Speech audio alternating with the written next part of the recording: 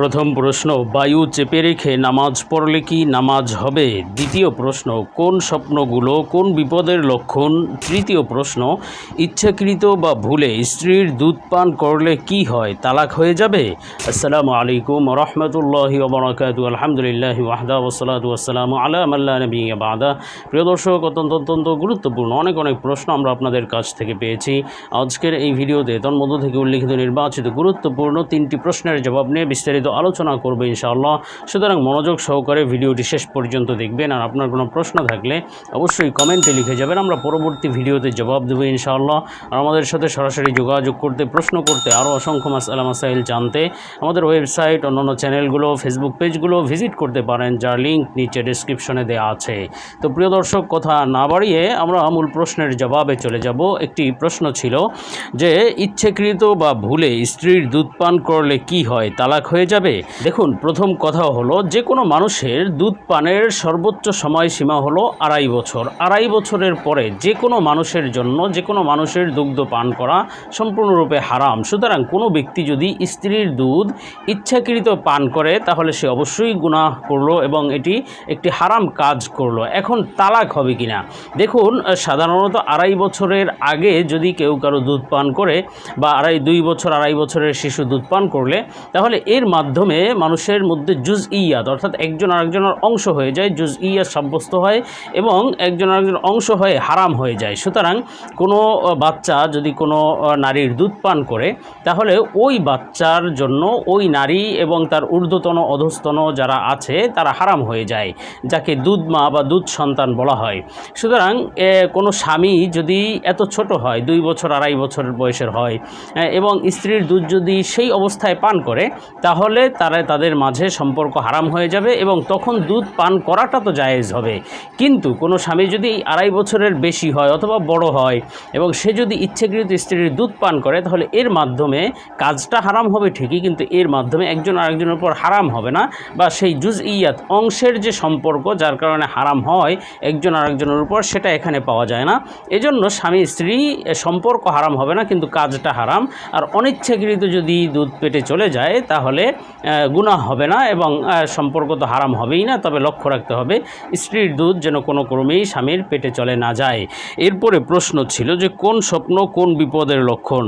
দেখুন, আল্লাহ সুবহানাহু ওয়া তাআলা বান্দার উপর বিভিন্ন সময় বিভিন্ন স্বপ্নের মাধ্যমে বিভিন্ন বার্তা দিয়ে থাকেন বান্দাকে। সেটি কখনো সুসংবাদের বার্তা, আবার কখনো সতর্ক বার্তা হয়ে থাকে। তো আজকে এমন কিছু স্বপ্ন সম্পর্কে আলোচনা করব প্রশ্নের ভিত্তিতে, যেগুলো দেখলে বুঝতে হবে যে কোনো বিপদ আসার আলামত, অর্থাৎ স্বপ্নগুলো কোনো না কোনো বিপদের আলামত, বিপদের লক্ষণ। আল্লাহ তাআলা স্বপ্নগুলো দেখিয়ে আপনাকে নিশ্চিত কোনো বিপদের বা যে কোনো সতর্কবার্তা দিচ্ছেন। দুঃখ কষ্ট, বিপদ আপদ অথবা যে কোনো সতর্কবার্তা হতে পারে, আপনার সাবধান হতে হবে। তো এমন কিছু স্বপ্ন সম্পর্কে আলোচনা করব। আল্লামা ইমাম মুহাম্মদ ইবনে সিরিন রহমতুল্লাহ আলাইহির সুবিখ্যাত স্বপ্নের ব্যাখ্যার কিতাব তাবিরুর রুইয়া থেকে। তো মুহাম্মদ ইবনে সিরিন রহমতুল্লাহ আলাইহি তাবিরুর রুইয়া কিতাবের মধ্যে লিখেছেন, স্বপ্নে যদি কোনো ব্যক্তি হাসার পরে কাঁদতে দেখে, অর্থাৎ স্বপ্নে দেখলো যে সে হাসছে এবং হাসার পরক্ষণেই সে আবার কেঁদে দিয়েছে বা কেঁদে ফেলেছে, এমন যদি কেউ স্বপ্নের মধ্যে দেখে, তাহলে বুঝতে হবে যে এটি শীঘ্রই মৃত্যু আসার আলামত, এটি একটি মৃত্যু নিকটবর্তী হওয়ার সতর্কবার্তা। আল্লাহ তাআলা এই স্বপ্ন দেখিয়ে বান্দাকে সাবধান করছেন, সতর্কবার্তা দিচ্ছেন যে বান্দা, তোমার মৃত্যু নিকটবর্তী, সুতরাং তুমি সঠিক পথে চলো, ভুল পথ থেকে, খারাপ পথ থেকে ফিরে আসো। আল্লাহ তাআলা সতর্কবার্তা দিয়ে থাকেন। এর প্রমাণ এখানে উল্লেখ করা হয়েছে। আল্লাহ তাআলা বলেন, হুয়া আদহাকু ওয়া আবকা, অর্থ তিনিই হাসান এবং তিনিই কাঁদান। সুতরাং এটি কেমন যেন মৃত্যুর একটি সতর্কবার্তা হিসেবে যারা স্বপ্নের ব্যাখ্যাকারক রয়েছেন, তাবিরিন, মুআব্বিরিন রয়েছেন, তারা এটাকে উল্লেখ করেছেন। আর স্বপ্নে যদি কোনো ব্যক্তি অপরিচিত মহিলার কাপড় সেলাই করতে দেখে, অর্থাৎ স্বপ্নে দেখলো যে কোনো মহিলার কাপড় সেলাই করছে এবং সেই মহিলাকে সে চিনে না, এমন স্বপ্ন দেখলে তাহলে বুঝতে হবে এটি তার জন্য অবশ্যই দুঃখ কষ্টের একটি সতর্কবার্তা। জীবনে শীঘ্রই কোনো দুঃখ কষ্ট আসতে চলেছে। আল্লাহ তাআলা স্বপ্নটি দেখিয়ে দুঃখ কষ্ট আসার সতর্কবার্তা দিচ্ছেন। আর স্বপ্নে যদি কোনো ব্যক্তি দেখে যে সে বোঝা বহন করছে, অর্থাৎ নিজের মাথায় কোনো কিছু বোঝা অথবা কোনো যাত্রীর কোনো ব্যাগ, মোট কথা কুলিগিরি করা অথবা বোঝা বহন করা, এই কাজটি যদি কেউ করতে দেখে, তাহলে বুঝতে হবে সে গুনাহ এবং নাফরমানির কাজে লিপ্ত হয়ে যেতে পারে। আল্লাহ তাআলা তাকে সতর্ক করছেন করছেন যে বান্দা তুমি সাবধান হও, তুমি আল্লাহর নাফরমানি আমার নাফরমানিতে তুমি লিপ্ত হয়ে যেতে পারো। সুতরাং এই ব্যক্তির সাবধান হতে হবে, গুনাহ থেকে বাঁচতে হবে এবং আল্লাহ তাআলার কাছে বেশি বেশি দোয়া করতে হবে। আর স্বপ্নে যদি কোনো ব্যক্তি কূপের পানি দেখে, যে কূপের মধ্যে পুকুরের পানি দেখলো, মোট কথা এই ধরনের জলাশয়ের পানি দেখলে আর সেই পানি যদি ময়লা পানি দেখে, তাহলে এটি অবশ্যই একটি সতর্কবার্তার বিষয়। আল্লাহ তাআলা সাবধান করছেন। দুঃখ কষ্ট অথবা বিপদ আপদ আসার আলামত আল্লাহ তাআলা বিপদ আপদের সতর্কবার্তা দিচ্ছেন এই স্বপ্নটি দেখিয়ে। তো যাই হোক, আমরা এর পরবর্তী একটি প্রশ্নে চলে যাব। প্রশ্ন ছিল যে বায়ু চেপে রেখে নামাজ পড়লে কি নামাজ হবে? দেখুন, এক্ষেত্রে আপনাকে কয়েকটি বিষয় বুঝতে হবে। প্রথম কথা হলো যে বায়ু চেপে রেখে নামাজে দাঁড়ানো এটি মাকরুহ।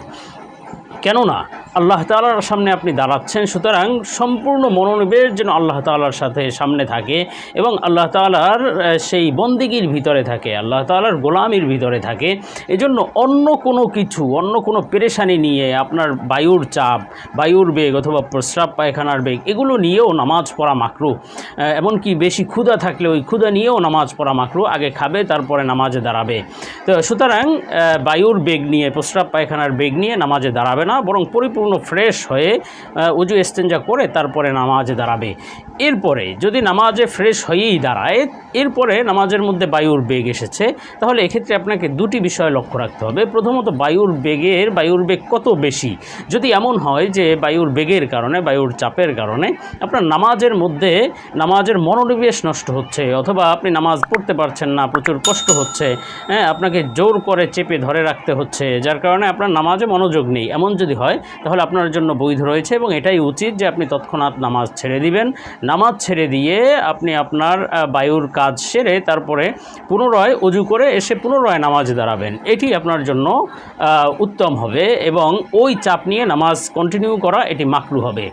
আর যদি চাপটি এত বেশি না হয়, বরং বায়ুর চাপ সামান্য হয়, কম হয়, যে আপনার নামাজে সমস্যা হচ্ছে না, কিছুটা চাপ এসেছে, তাহলে আপনি এই অবস্থায় নামাজ সম্পন্ন করবেন। সম্পন্ন করা আপনার জায়েজ রয়েছে। নামাজ শেষ করে তারপরে আপনি আপনার হাজত পূরণ করতে পারেন। তো প্রিয় দর্শক, আল্লাহ তাআলা বিষয়গুলো বুঝার এবং আমল করার তৌফিক দিন। আল্লাহুম্মা আমিন।